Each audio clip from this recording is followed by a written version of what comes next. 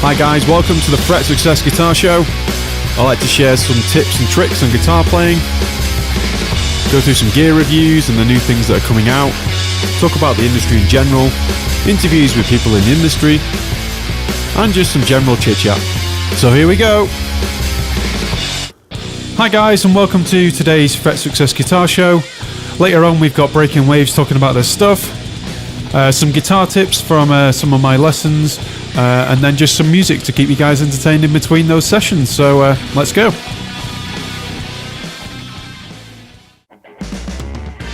So we're going to start the news with some sad news, unfortunately.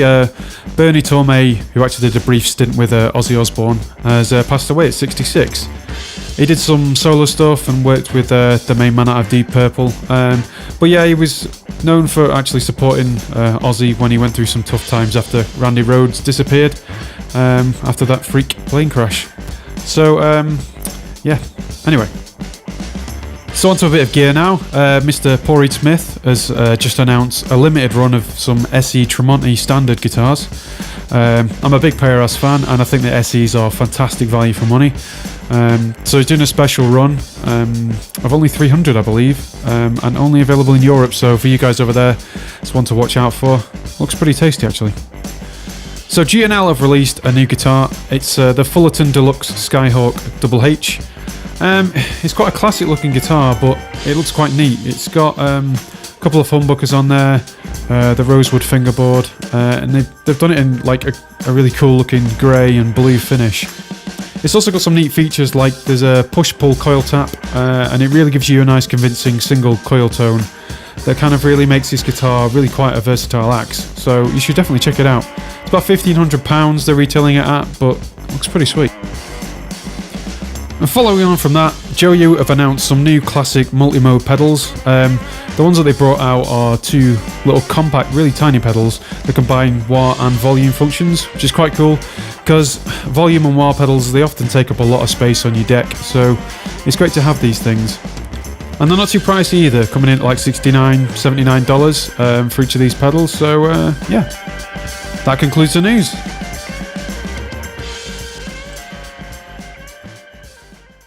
So it's music time now.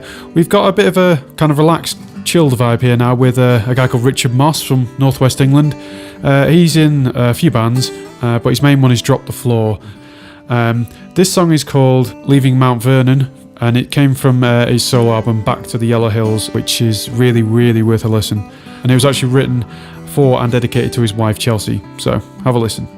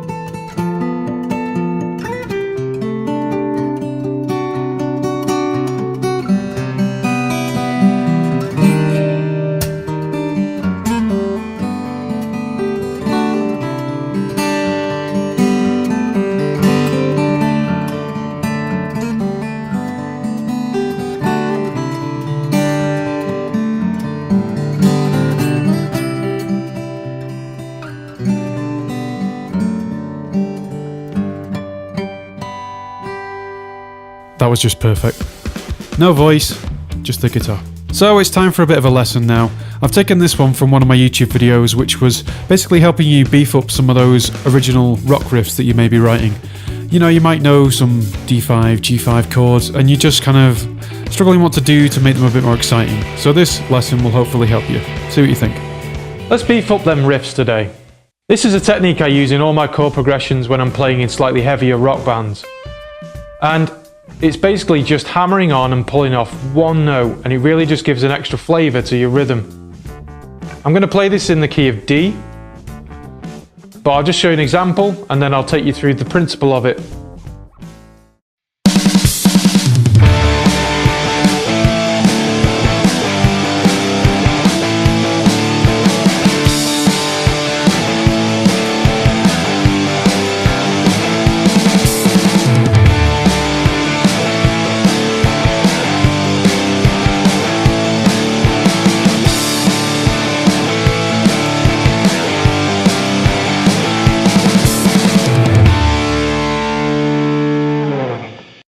Right, let's take you through that. So essentially we're playing the D5 shape. So we take our first finger and we put that on the 5th fret on the A string. We try and mute the top E string with our finger, so we get that sound. It's there, but it's not really contributing once you get playing. And then we're just going to play our 3rd finger on the 7th fret on the D string, and then we'll put our little finger, our 4th finger, on the G string on the 7th fret below that one, making this shape. We want to be careful that we don't play all the strings. Not the end of the world, but it's not in this technique I'm showing. What we want to do is strike the A and the D string and lift up after those. So we just touch that D string. So we're not playing down, we're playing across and out. And all we're doing is taking off that 3rd finger and putting it on in the technique. That's all it is. We're just taking away a finger and switching it back. So the only notes that are changing are this.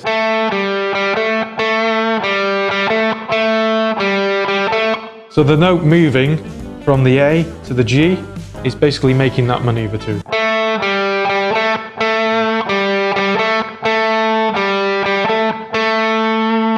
And if we play it with the whole chord,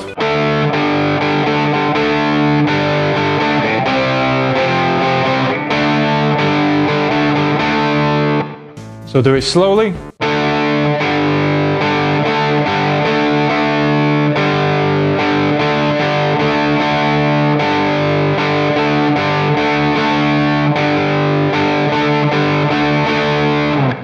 It can be quite tough on your hands, this one, but you've just got to squeeze from your thumb and your fingers, basically, between the neck, and just squeeze and get that pressure on, and just take your finger off and on. It's quite hard to get that finger working independently. You can do practice by sitting on a flat surface, on a desk or something, and just practice lifting up that finger by itself.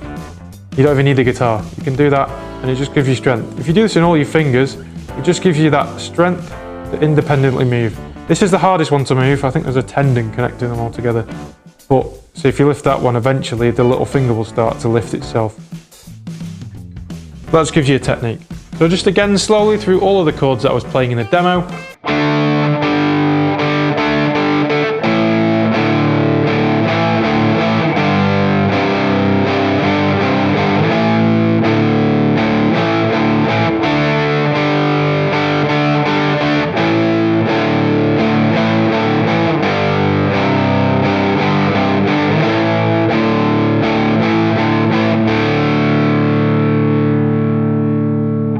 As you can see, I'm using downstrokes for all of the notes, and that's to just give it that feel where you're playing.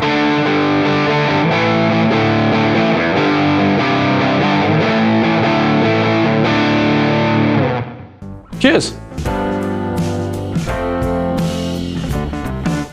Time for some more music now. This guy will be joining us next week on the podcast, a guy called Will Procter. I've been in a band with Will for a number of years, weddings and solo, all sorts of things. Will's a great singer, and yeah, just take a listen, see what you think.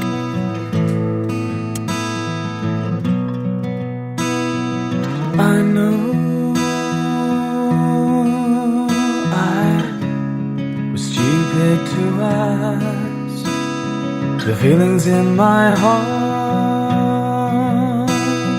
cannot, will not be masked.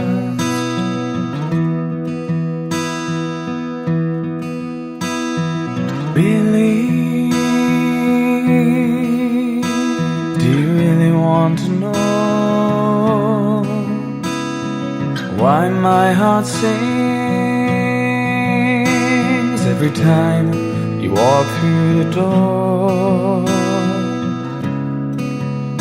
She loves another man, yes she does. I can't turn off this feeling like a bulb, this feeling like a bulb.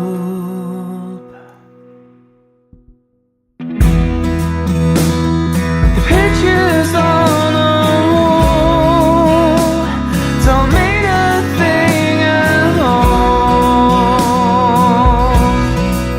Now you're gone.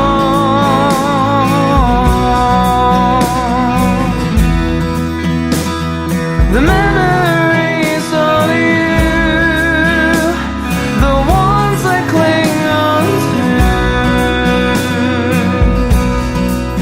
are gone.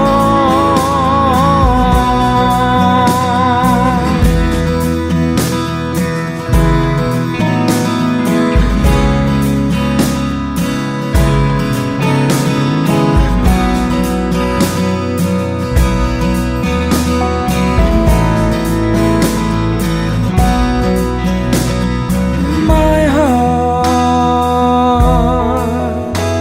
is beating double time. I'm hoping one day yours will beat with mine. She loves another man, yes she does. I can't turn off this feeling like a bulb, this feeling like a bulb.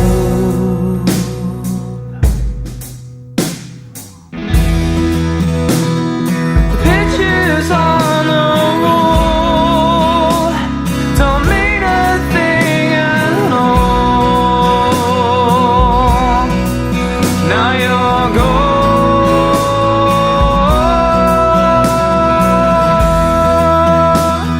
The memories of you, the ones I cling on to, are gone.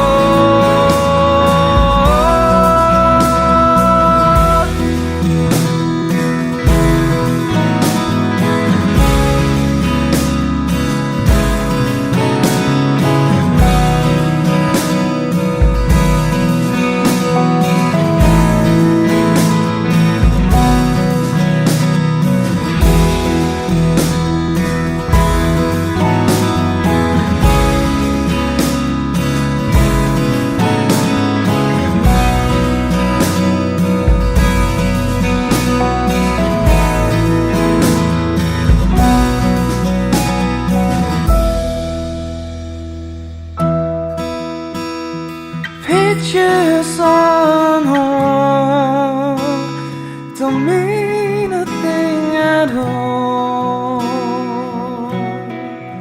Now you're gone. Now you're gone. So on today's Artist Spotlight, we've got Phil from Breaking Waves on the show. Hi Phil, how you doing? I'm doing great, mate. How are you? Yeah, not too bad. Thanks for coming on the show and having a chat about your kind of experiences through songwriting and what you've been up to. Do you want to kind of introduce yourself, where you're from and what you've been doing over the past few years, what your background is? That'd be interesting to hear about. I'm from like the northwest of England, near Manchester, a little place called Preston. over the last couple of years, I've been focusing on a two-piece rock band called Breaking Waves, which consists of a drummer that used to be in a band called Exit State that I used to play with. Yeah, we decided to carry on making music after that band disbanded in 2014. But we focused mainly as an originals band and put out our own music. So you guys have been in a band together for about 5 years then? Well, Breaking Waves hasn't been going that long. With Pete in, who's the drummer, we've been going about 2 years. I had a drummer in before that where I did like a very experimental album, which I call the first Breaking Waves album. And I did that with him. So the band's been going about 3 years really, but I played with Pete for about 5 years before, and we used to play like all over the country, all over Europe. We even went to the States for one little brief amount of time. So yeah, we've been all over the place. We've been very lucky, to do what we've done, me and Pete, and we've decided to sort of carry on. I mean, having 2 albums under your belt in such a short time, that's quite impressive for like an unsigned kind of band. So. Oh yeah, I'd encourage anybody to go and do the DIY route these days. You've got Spotify, you've got iTunes. You just get the right person to record your album and get the right songs together, and you can go out there and do it. Just takes some organisation, and things like that. But easy with two of you as well. I guess that makes it easier. Yeah. We've both done it before as well. Kind of helps. We know how it works. I mean, we were signed when we were with the other band, and we kind of learnt from some of the mistakes we made being in that, as good as the times were, but you've got to kind of move forward and try and keep things fresh with your new project. No, exactly. So what kind of influenced you to change your direction with kind of a different kind of music you were going for, or was it kind of just... Yeah, it was, I wanted to do something entirely different, really. I wanted to go back more to some my progressive roots. Like, I've always liked a lot of progressive rock and heavily influenced off funk and stuff, because the first instrument I ever played was bass guitar. So I wanted to do an album that was kind of a mix of like Primus and some of the other bands that I was listening to at the time that were more poppy, like Biffy Clyro and stuff. And I ended up with something that sounded nothing like it, but it was an experiment, and that's why I class the first album completely as an experiment. But obviously I started taking it a bit more seriously after the first album again. I thought, you know what, I've got something here I could work with. I've got something here I could push out there and try and get more people on board. So once Adam left, he was the original drummer, and I got Pete in again, everything got a bit more serious really, and that's where we are now. We've got another album and actually an EP as well. We did an EP in between as a stepping stone, just to get a feel for the album more than anything. I think it's good to not be afraid of trying things. I think some people are a bit worried about taking that leap, but we thought, sod it, let's do an EP, see how it sounds, and then if we're liking the vibe, we'll do a new album and change the direction again, rein it in a little bit more and aim for a more funky rock sort of vibe on the new record. I think you're right. I don't think bands nowadays need to define a certain identity or a sound. I think now people and fans are expecting to be on that journey with the band and be in those transitions, and the more you kind of keep your fan base in the loop on that, I think the better. And it really brings that personality out in your music as well, because it's kind of you thinking, well, I don't just like one kind of music. I think bands, they sort of pull things from different bands and follow the music industry and kind of adapt and change as times move on, Yeah, that's the people can follow you. It's the internet, isn't it? It's changed everything. People get influences from everywhere now. In the 70s and stuff, people were influenced off like, punk music or other things like that. The 80s had a lot of the more glam rock stuff, or like a lot of the electronic music that were coming out. But now everything's all over the place, isn't it? So again, like you said, you can pick your influences from wherever, and I think it's better to be that way in some respects.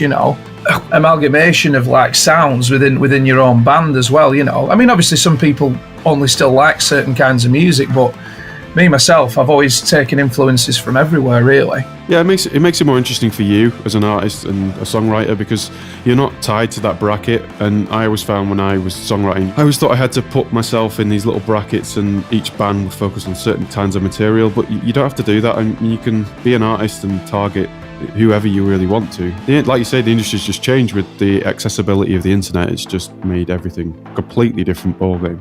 So, I mean, I'm interested to know a little bit more about your songwriting process, and kind of you've done the traditional transition where you kind of played a bit more covers and other people's music, and what was your kind of process when you moved away from that? And do you kind of remember the first time you wrote a song and what kind of process you went through? Was it good, bad, or are you kind of embarrassed to talk about it, I guess? Yeah, it's funny, really. I mean, I started learning other people's songs. As I say, I started on bass guitar, and I got in a band straight away. It's really odd. You know, like sometimes some of my peoples, they play for a few years before they join a band, but I always had this thing of wanting to be in a band, so I joined just a band at school. I was only 14 years old, and I was playing my bass. And it was funny, I always wanted to write songs straight away. There was never really a transitional period as such. As soon as I had that bass, I was sat there playing stuff on it, really basic stuff. I was writing lyrics to it. Now, the only thing is I'd listen back to some of the stuff, I'd record it on like a simple dictaphone, and I'd listen back to it, and I'd be like frustrated, because I'd be like, that isn't what I'm imagining in my mind, because I hadn't, you've probably felt it, yeah. I hadn't developed the facility, you know, I hadn't developed my technique, I hadn't developed my musical understanding. So I had this frustration of like, how come I can't get it to sound like some of the artists that I really like? It's because I hadn't learned enough yet to get to that point, you know. And I think every artist goes through that, you know, as a frustrating thing. Like, and I used to write a lot of poetry when I was a kid. I was a strange child, you know, but I used to write loads of poetry. So it was that transition of me realising that really I was writing lyrics from quite a young age, and then trying to get them lyrics to work over music. I found so frustrating at first, but over time, obviously, as I kept pushing myself on my instrument, I found that I was getting more satisfied with the things that I was coming up with. It's just time. It takes time, and you're right. You just need to persevere, because it's such a hard thing, and you just see it as being so effortless when you see your like idols and people that you look up to doing it, and it's just like you always see the finished product. You're always like, wow, it's dead easy.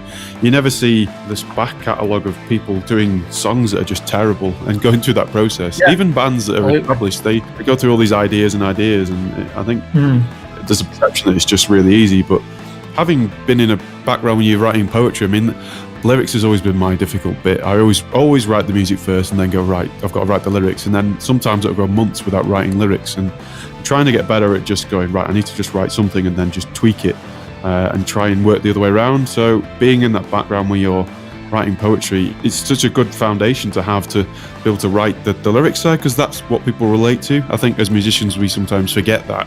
We sort of think, right, write a riff, let's write a chord progression, let's get all this going. But actually, some of the best songs, you know, they sound great just with acoustic guitar and a singer, because the lyrics and the message are so powerful. Exactly. So I think we just kind of remember that. So if you've got that background, that's just making it easier for you, really. It was, yeah. It's strange though, because obviously that's got better as well, you know, being able to express yourself through words and stuff, really, you know. Yeah, it was just strange. I just found it was like an outlet I had as a child, like a creative outlet that I only realised afterwards, if you see what I mean, that, you know, it is just lyrics, isn't it? Poetry it's just another way of expressing yourself, isn't it? And exactly. Yeah, I just sort of thought years later, like I was doing that at quite a young age, and it kind of made it a nice transition going into like writing songs and things like that. But it's like you said, there's a lot of stuff that, like, I listen back to it now and I'll cringe, but it was that early stage, it was that big, them building blocks, and I'm glad I did all them early songs that I did, because every artist goes through it, you know. You don't just all of a sudden write Shine on Your Crazy Diamond, do you? You know, you go through writing loads of crap songs, don't you, before you get there, you know, and experimenting. And I think that's what people need to realise when they start writing music. They shouldn't be too critical of your early stuff, but then in a weird sort of way, you've got to be more critical the further down the line you go. It's a weird process, I find. It's a contradiction in a sense, you know, of how you do it, isn't it, you know? Yeah, I think, and eventually you start to get prompted by other things that happen in your life. Exactly. So your songwriting probably becomes better, and your lyrics become better because you've got more stories to tell. When you're like 14, you've only really been talking to your mates and your mum and dad or whatever, and you've kind of got limited personal perspectives to share with people. Do you think the stuff you're writing now is the stuff you're most proud of because of that development process you've been through? Absolutely. It's a funny example, really. It's like, I went back a couple of years ago, and I've always wrote lyrics, as I say, I've always wrote songs, and then I used to look at some of the songs there, and I'd say 10%, 15% of them songs that I'd wrote or lyrics would actually be something that I'd want to put on an album or something I'd actually want to sing live. Sure. Whereas now, I'd say it's like 60%, 75% of the stuff that I write will now make it straight away. You get better at refining and understanding what works for you as an artist, I think, really, or if you found a sound that you're really enjoying working with, or a lyrical style, then it just pours out of you. You get better at rejecting bad ideas, even just in your head. You're like, well, I'm not going to go that way because I know it didn't work last time. So it just becomes an experience, I think.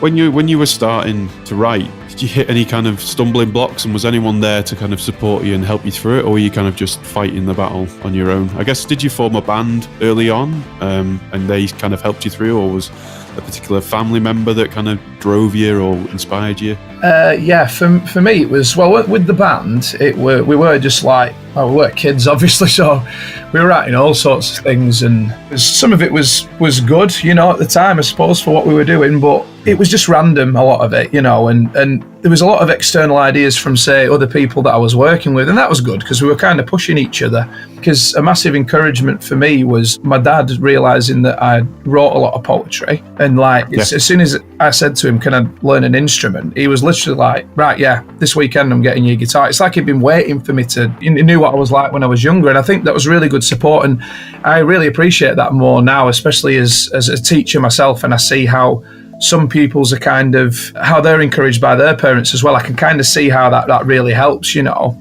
My dad was one of the first people to sort of, well, he put the bass guitar in my hands and said, like, you know, go for it. And that's when I started obviously putting the two things together from that point. I think it's tough because from a parent's perspective, I think sometimes you've got to kind of be careful. I think your dad kind of played it right by just waiting for you to do it on your own, because sometimes you find that kids are kind of pressured in a way to do these things and learn the guitar. I mean, the guitar isn't an easy instrument for a kid. So I've taught a couple of kids where they've not really been into it. They're not really wanting it. And you kind of have to wait for the kid to have that desire and that drive to do it. And I think by your dad just waiting for you to decide by yourself, and you may have been hoping, may have not, he just kind of was there to support you. But it's such an important part of early development where you just kind of have to let the kid decide on their own, because otherwise they just don't practice. They don't want to.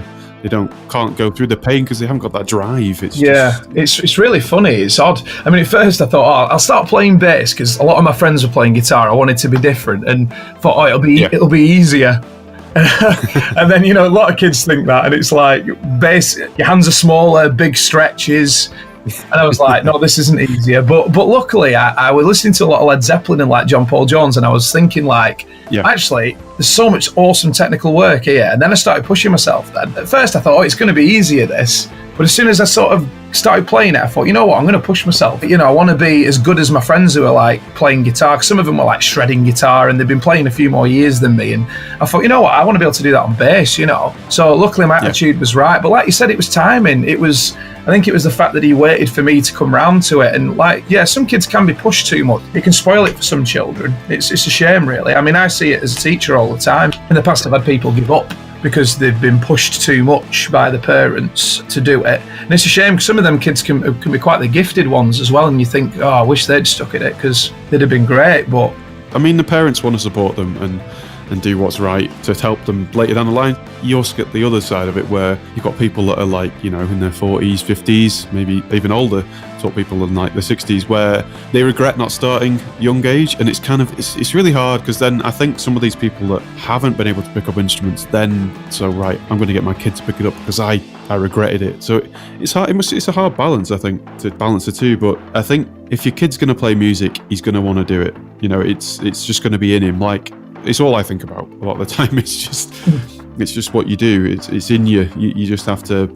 You're at a desk. You're working. You'll be tapping your fingers or whatever. It's just you're always thinking about it. That's it. I've had this good discussion with friends recently. Some people who've just got music in them, you know, and as soon as they pick up an instrument, everything just clicks into place. I actually believe that as well. It's like some kids are, you know, more sporty. Some people are better runners. Some people are just creative people. You know, it's always been the same. No matter what time period of the world you live in, there's always going to have been creative people. I think people now are probably luckier than they ever have been if they're creative, because it's easy now to just go and buy a guitar, isn't it? You know, if you rewind hundreds of years ago, there'll have still been them type of people around, but didn't have the facility to sort of express themselves like lots of people do these days. No, exactly. It's so more accessible. Yeah. You can get tuition so much easier. You don't have to have expensive lessons and things like that. There's a lot of information just on YouTube and the web, and it's just makes it so much easier. Well, I mean, you're doing it yourself, aren't you? So you're helping people with the guitar playing. So, you know, online you can be teaching somebody halfway across the world with your videos and stuff. So great. It's a big part of why I do it and why I enjoy it, is that you're just trying to help someone. I have a lot of students in India who kind of just subscribe to free material and communicate with me through Instagram. But these guys don't have all the money in the world to have lessons every week, or they don't have the accessibility of tutors nearby. So they really latch onto these lessons and use you as a resource. And it's really rewarding to teach these people that have the desire to do these things, but just don't have the resources in the local area. It's a great feeling to give back after so long of just concentrating on myself. And it's kind of like, I kind of need to just give back and have this kind of global resource. Yeah, it's yeah. And then starting this podcast is just to try and develop on that and bring people that are working hard at the craft and doing songwriting, and people need to know more about these people that are in the kind of grassroots level that are developing, working hard, and it just helps them know that they can be that person. And you don't have to just strive to get this record deal. It's easy to just put your music out there and be brave. Exactly, yeah. Oh, not everybody has to be out there. You know, go out there and play music for fun first and foremost. You know, that's what it's all about. And you know, once you've got into your flow of writing songs, just keep going out there and pushing it, and just enjoy it. Things will start happening for you then. You know, sometimes if you're chasing the dream too much, you can forget all the fun bit of, like, the process is the most fun bit, I find. That's why we went back and started playing music again, me and Pete. Now I would never ever give it up. You know, never in a million years. I'm always going to be doing something. No way will I ever give it up, because I love it. In terms of like putting original music out there again after being signed and going through all that type of stuff, of the heartbreak of sometimes things not quite working out. At first it was like, that's why I wanted to do something experimental again. I just wanted to like start afresh. But now I'm back in the flow of it again. I wouldn't have it any other way. I'm back out there putting out music again, you know, at a professional level. It's fantastic. It's really inspiring, Phil, and the music that you create is really great. It's so unique, and it just has this professional vibe, but also it's musically complex, but not in a way that's overindulgent. You know, with styles like jazz can be a bit intense and off-putting to the listener. It's not like that at all. It kind of invites people in and has relatable stories. So it's really great to listen to and hear where you've come from, being in like exit state and then moving through to your own thing and actually stepping forward to be the front man. I guess that was a big element of what you did as well. Did you find that transition hard, or was that something that you felt, I'm ready to do this? I'm naturally at that point now? I was ready to do it again, yeah. It was funny because before I was in a band that was like a progressive rock band in Preston called Spiral Tower. That's where Exit State came across me, because they were gigging all over the country, and they just gave me the opportunity to join. But I was singing lead vocals in them, and I was also doing backing vocals in a band called House on Fire at the time as well. And they actually saw me in House on Fire first, and I don't think they realised I was in this other band singing lead vocals. So I kind of missed it. So I thought, it's about time I went back out there singing again. But I tell you, for anybody who's listening who wants to do that type of thing, get out there with an acoustic guitar as well and do it that way. Just singing covers and stuff, just to get your voice back up there again. You know, get that stamina, that fitness of being able to sing for like over an hour. Obviously, maybe go and get some singing lessons as well, so you don't blow your voice out. You can blow your voice out in 10 minutes if you don't know how to sing. But my point is, get your voice back up there again by doing long gigs. It's hard to balance things like doing long rehearsal sessions. You can easily lose your voice. I did that in the early stages quite a lot, and then I was like, right, I need to get singing lessons and learn how to properly manage my voice and sing, you know, with your diaphragm and breathe properly. And that made such a difference. That just brought me on leaps and bounds, even just with having 2-3 lessons with someone that knew what they were on about. People get a bit daunted by the whole lesson thing. I think, God, if I sign up to lessons, I'm going to be doing it for years and years. It's going to cost me loads of money. But actually, you can just go up to someone and just every now and then just go, right, can you just check what I'm doing? Give me a few pointers, let me work on something. Because the thing with singing is, I know you can go back and routinely do lessons week by week, but I find that having like an ultimate goal and a method to get you there, it takes you a long time. You kind of have to have time by yourself to just persevere and work through these things. And I think the method of just going out with an acoustic guitar, doing open mic nights, and just putting yourself out there, building that stamina, it's most important, because then you just have more freedom to kind of know what you can do with your tool. It's like learning a guitar. You know, you have to be able to train your hands and your muscles and your memory to know where you're going and what you're doing, and you have to do the same with your voice. You can't just be like, exactly, yeah. Let's just sing. What are your biggest influences in terms of when you've been writing initially, inspired by from maybe previous bands, but then also like more modern bands? Do you have any kind of influences that you kind of look to shape your style as the way the industry's moving? Does that ever come into your mind? Yeah, definitely. I'd say it's always been different for me. Whatever band I've been in, I've always had different influences at the time, because I've always tried to keep myself quite open-minded musically in terms of artists. There's certain artists I always go back to. There's certain ones that I'll always love, like Led Zeppelin, for example, and obviously well before my time of Led Zeppelin, but brought up on stuff like that. So they're sort of always at my beating heart of a lot of the things that I do. But certainly, yeah, I'd say moving forward, I always try to keep a bit of an ear to the ground in terms of how things are moving forward. In terms of like some modern pop stuff though, there's still the odd good thing out there, but I feel that a lot of modern pop music for me, unfortunately, has lost a lot of soul now. It's kind of very much become a product rather than an actual, I mean, you rewind to the 80s and stuff, yeah, there was a lot of people argue there was a lot of bad taste pop music around then, but there was still a lot of bands then, and they still wrote quite interesting songs, you know. So now moving forward, I wouldn't say I'm as influenced as much off anything that's modern pop-wise. I listen to a lot of stuff now, that modern sort of stuff, like jazz stuff, a band called Kneebody, who are kind of sort of a rocky jazz band, you know. I like stuff like that now, because I feel like they're pushing things forward. And there's a band called Snarky Puppy who I've been listening to quite a bit. But I still have this like pop undertone of liking some 80s pop. So we're still very much in that remit. I'd still say we're sort of a pop rock duo. Yeah. But we have sort of some more jazzy influences moving forward, because I don't feel pop music now is anything that I get any inspiration from. We are sounding funny because there are still good artists out there. You know, every now and again somebody will come and surprise you. There was a song that somebody did a few years ago, a Gautier song. I didn't like the album, but I loved the song. You know, it really surprised me. It reminded me of like early The Police. So sometimes, you know, a random song might influence me as well, might make me write a song a little bit differently, or think, oh, I'd like to write something a bit like that. Great answer. I mean, the market has become saturated with, and we're talking charts here. Yes, charts. Yeah, oh yeah, there's still fantastic. Yeah, I want to get that clear to anybody who's listening, that there's fantastic music out there. This day and age, we're spoiled for choice, really. You just got to go and look for it. Don't necessarily just listen to what's in the charts and take that as what you want to be aiming towards. There's other fantastic artists who are touring all over the world. You know, they're filling venues and they're never on the radio. You know, they don't care. No, it's so true. I don't know, it's hard to balance, because people are just so busy nowadays, or make themselves so busy, and it just becomes easy to just consume what's convenient.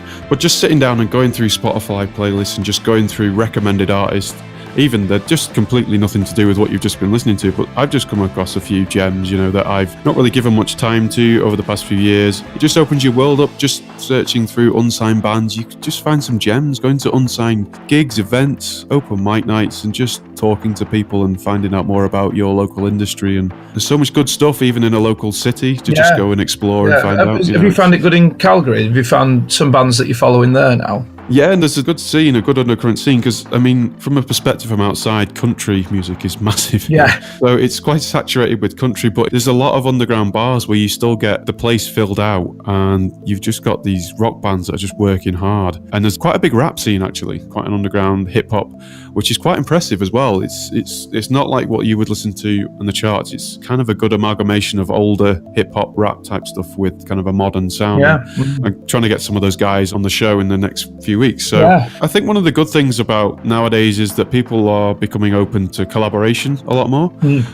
Where you're seeing artists that aren't necessarily matched together in a traditional sense actually work together and do that. Sometimes it gets a bit stale, and I think there's still like driving undercurrent with these kind of Instagram relationships and through the web where people aren't necessarily in the same place. You know, I'm starting to collaborate with people that I wouldn't normally think of, but you just start these conversations to go, well, let's have a go and see if we can get something working. Then it's definitely something that people should consider and might actually give that spark into the music industry that we need. Definitely. I think definitely going and supporting local artists is more important than going and paying, you know, like hundreds of pounds to go see someone that you know, has just been spoon-fed to you through the radio. And we just need to support those guys that are just as Exactly, good. keep them venues alive, keep them rocking, innit? And it's great what you say about that. I mean, it's funny you said about the hip-hop thing, is some of the early hip-hop stuff I love as a bass player, absolutely love it, you know, because again, it had a lot of heart to it, you know.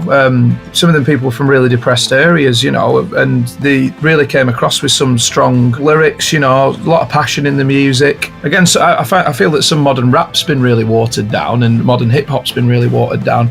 It's a lot of music's wrote like algorithmically as well now. You'll know this as a guitar player yourself and as a musician, that a lot of songs are just wrote with the same 4 chords as well, you know, because they know it'll sell records. It's like it's McDonald's cheeseburger, isn't it, really? It's like, this is how it's going to taste, you know, have it. You're right, they have a formula, they go through it, and it's just worked over time and time, but I think eventually people will just get bored of it. Music goes through these transitions, and I'm kind of hoping for it, that we just need to get this kind of mixing up of things. I mean, going back to the poetry side of things, like hip-hop and rap just takes its inspiration from being a good poet, basically. And if you can carry a good story, and I mean, it's slightly harder than poetry sometimes because you've just got to make it work within a rhythm and a beat and make that interesting as well. Some of the stuff I'm hearing is great. It's really inspiring to hear people just telling their story. I think it's a very story-based profile, which is always going to be relatable for people. So, well, if I'm ever in Canada, I'll be coming out with you to some of these bars anyway.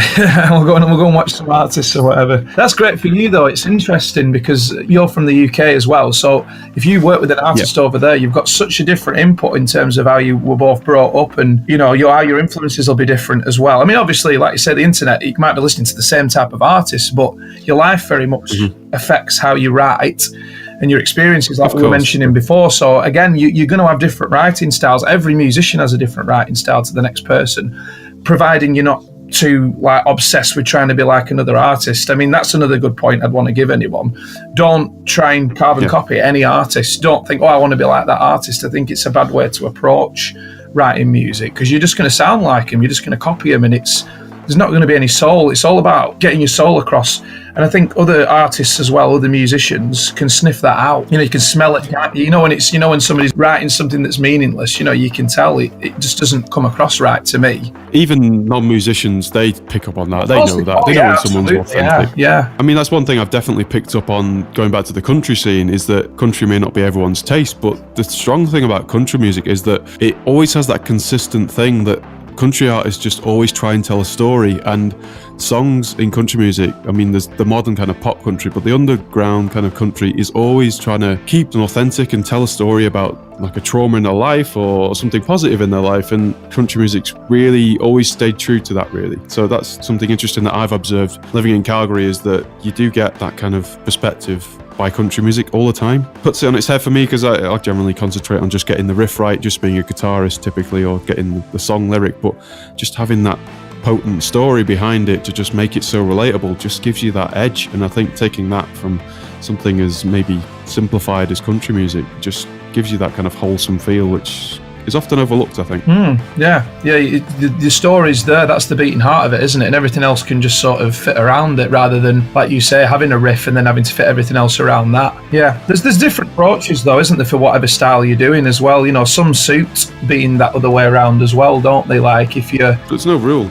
With experience, you build up and you just sort of think, I've got all these different avenues and different ways. I'll try writing a song this way and a song that way. So it just comes back to just getting out there and trying. You've given quite a lot of tips in this, but do you have a top tip that you would maybe give a musician that's maybe starting out in guitar, or otherwise, you know, anything, I guess? Well, I think a lot of teachers or anybody who's ever taught an instrument just say, whatever the discipline, be it vocals, bass, guitar, drums, keyboard, just practice. And not only that, you know, keep going for it. Make sure that you're not only just practicing the stuff you're comfortable with. Keep pushing yourself at trying different styles, things that are going to test you technique-wise, things that are going to test you theory-wise. Keep doing that. Yep. And I think the best piece of advice you could ever get, not just for the practicing, is never feel that you've got to be 100% before you go out and play. Otherwise, you'll always be sat in your bedroom doing it. You know, you'll never be 100% the first time you go out there and play in front of people, because it can be a nerve-wracking experience.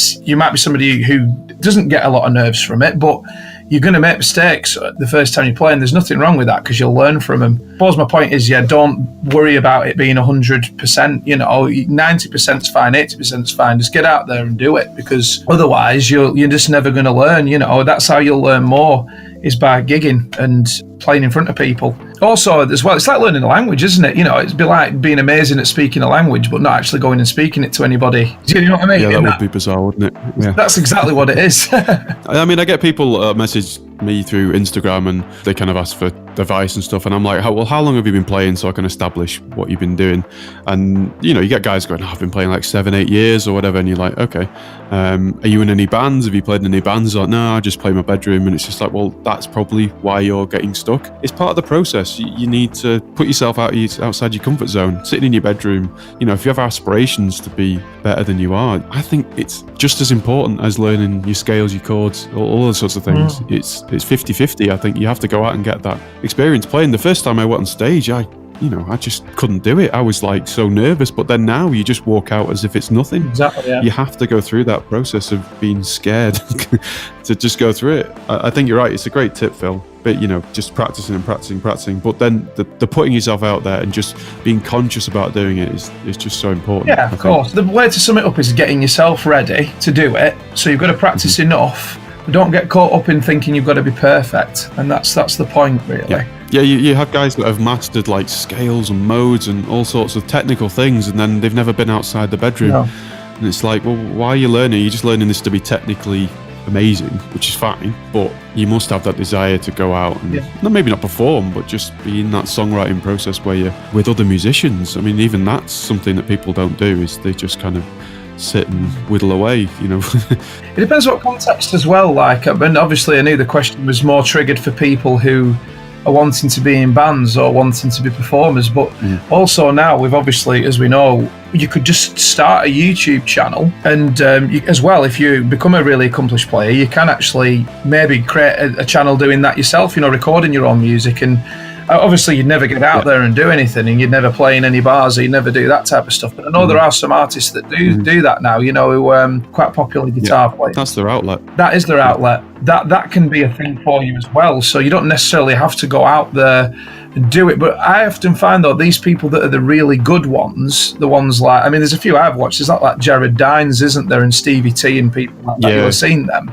Yeah. Them guys have all been in bands still, though, haven't they? They've all been. Of course. They have their own little group of mates that they all get together and they write songs. Yeah. And they've not got that good at all from just playing in the bedroom. So my point is, somebody might say, well, me and you, what we've said might not be right, because there are people that do it. But them people, I think, have all done the band thing and still do a bit of the band thing, but they've focused now more on being, internet celebrities, basically, and it depends what route you want to go down. I just wanted to make that clear to people, because obviously, we're using the means of the internet now, and it's a fantastic thing for that as well. It just depends what road you want to go down. That's a great point. I think just seeing that element of performance, no matter where you do it, is just part of your progression. I think that's the key thing we're trying to get across. Yeah, of course, yeah. I mean, that's the way we did it, but the world's changing. Yeah. I feel old saying stuff like that, but it's I'm still part of this process and still doing those things myself. So putting things on YouTube, and you are as well. Of course, so moving with the times is great. So I guess from that, what's for you the next year? What do you see yourself in terms of breaking waves or any other projects that might be coming along? Yeah, over this next year,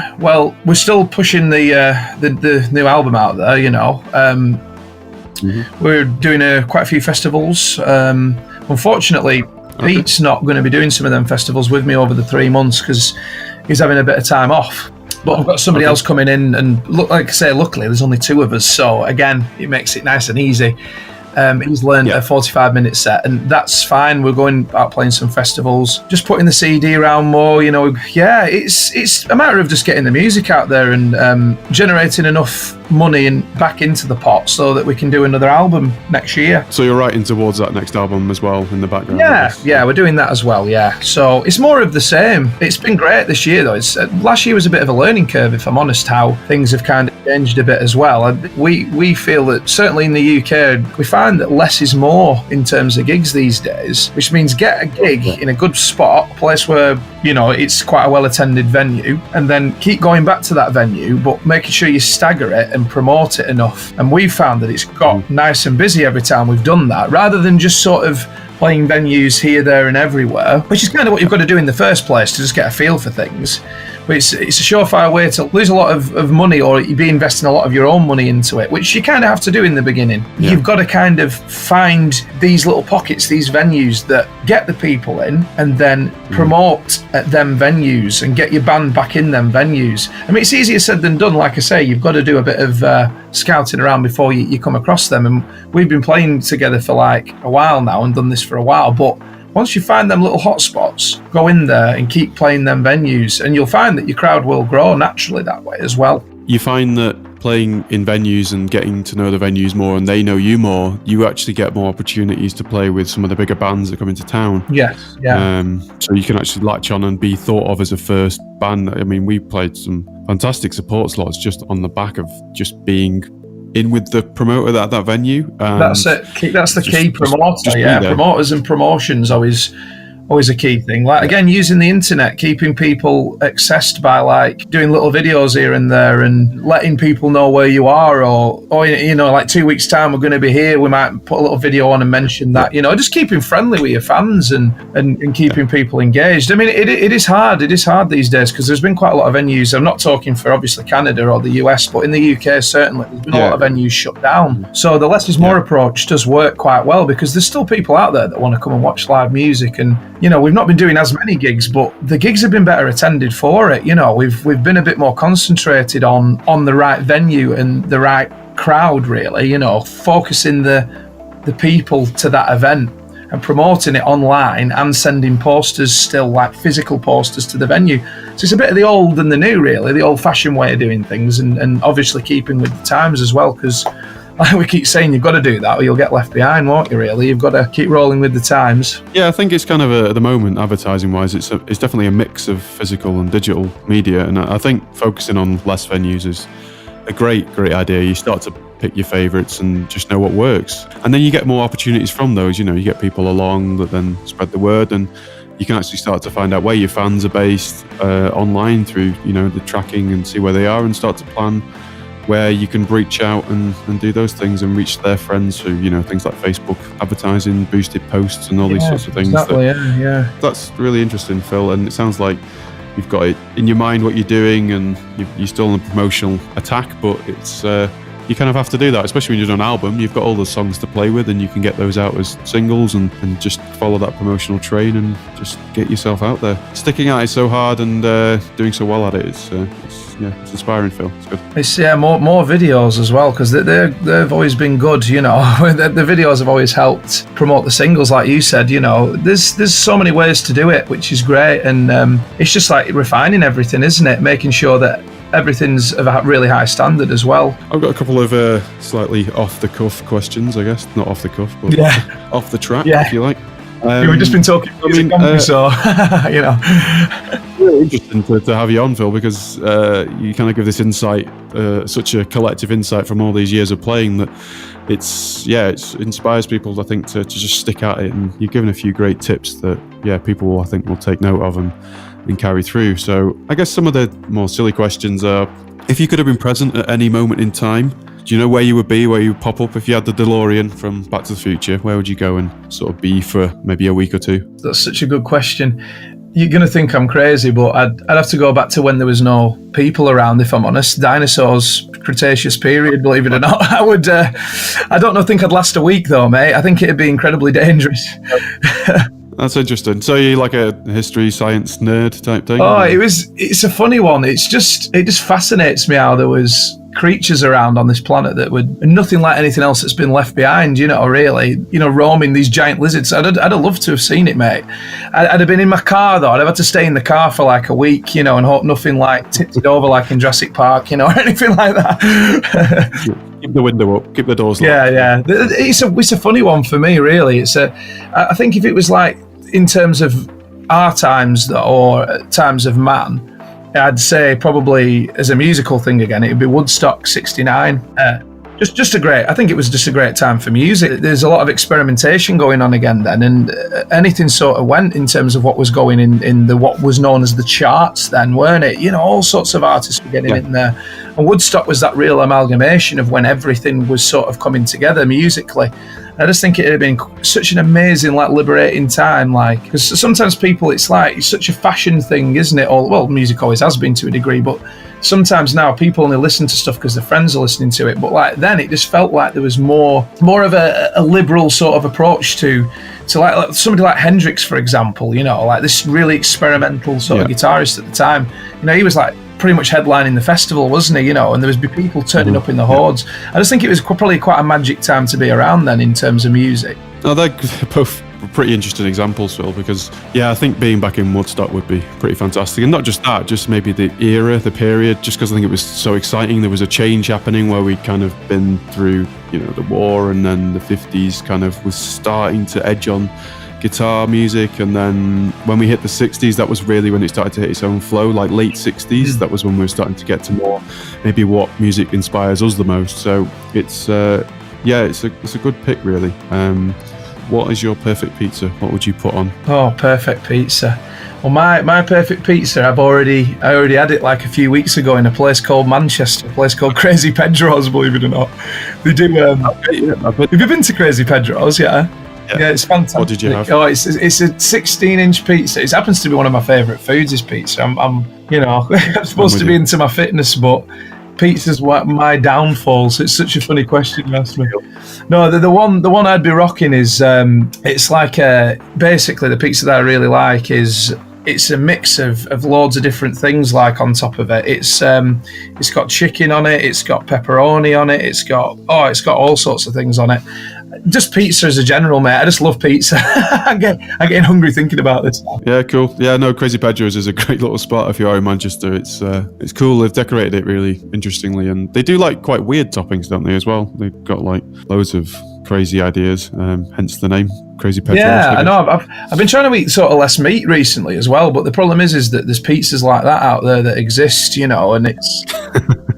I'd probably be super fit if I didn't eat pizzas. Oh, cool. Well, we're kind of getting to the end of the session, Phil, and I wanted to thank you for coming on, really, and talking through your experience and kind of talking about your band and what you've done. It's been really useful. I think the listeners will really appreciate your wisdom and insight and the process you've been through. So yeah, that's great. I think what's left to do really is I want to play one of your tracks, so there's nothing more fitting than you introducing your own track, and then we'll see the end of the show, really, I think. So if you want to take that away, I guess. Yeah, well, this one is Big Trouble. This song has slight sort of Daft Punk sort of influence, believe it or not, from when me and Pete wrote it together, and I hope you enjoy it. Thanks, Phil. I'll see you soon, my mate.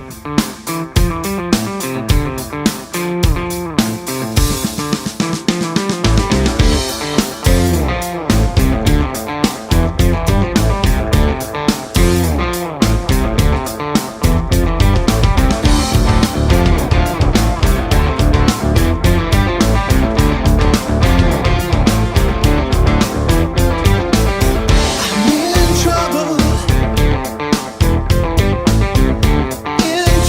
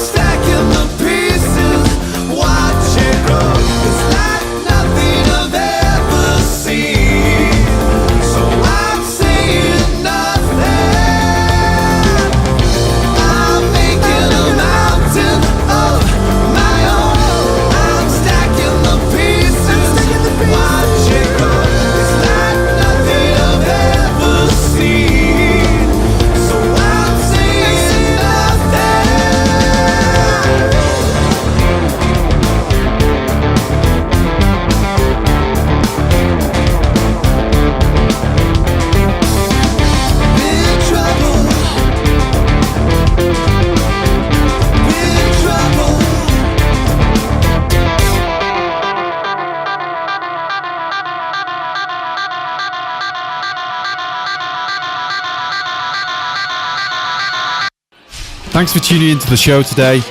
I'll see you next time. If you enjoyed the podcast, it'd be great if you could just share it with people that you think might be interested. And if you have any suggestions for future topics, just send me an email at learn@fretsuccess.com. Cheers.